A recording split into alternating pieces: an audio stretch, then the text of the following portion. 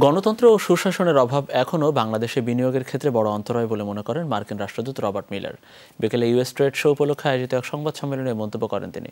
মার্কিন বিনিয়োগ বৃদ্ধিতে দুর্নীতি দূর ও নিরাপত্তা নিশ্চিতের তাগিদ দেন মিলার।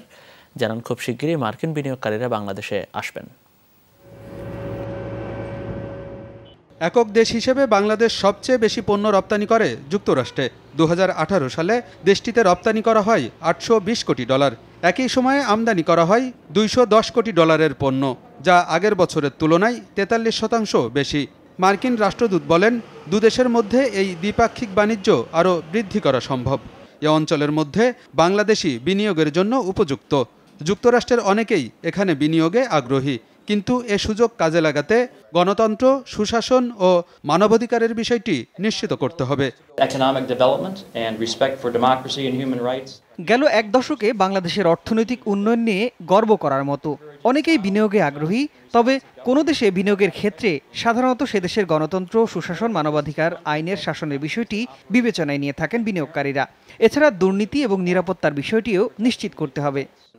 মার্কিন রাষ্ট্রদূত বলেন, বাংলাদেশের অর্থনৈতিক উন্নয়ন বেসরকারি খাত নির্ভর। মার্কিন কোম্পানিরও অনেক অবদান রয়েছে বাংলাদেশের উন্নয়নে। সামনের দিনে এ সম্পর্ক আরও গভীর হবে। কয়েক মাসের মধ্যে আমেরিকান ডেলিগেশন নিয়ে আসার কথাও বলেন তিনি। বাংলাদেশের জিএসপি সুবিধা নিয়েও কথা বলেন মার্কিন রাষ্ট্রদূত।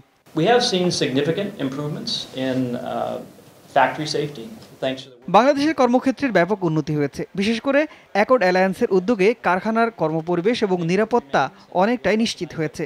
কিন্তু কারখানায় এখনও ট্রেড ইউনিয়নের অনুমতি দেওয়া হয়নি। বিষয়টি নিয়ে আরও কাজ করতে হবে দুদেশের। বৃহস্পতিবার রাজধানীর সোনারগাঁও হোটেলে অনুষ্ঠিত হবে 26তম ইউএস ট্রেড শো। 74টি স্টলে 46টি প্রতিষ্ঠানের পণ্য ও সেবা প্রদর্শন করা হবে। পাশাপাশি শিক্ষা ও বিজনেস ভিসা নিয়ে 2টি সেমিনারের আয়োজন করবে আমেরিকান দূতাবাস।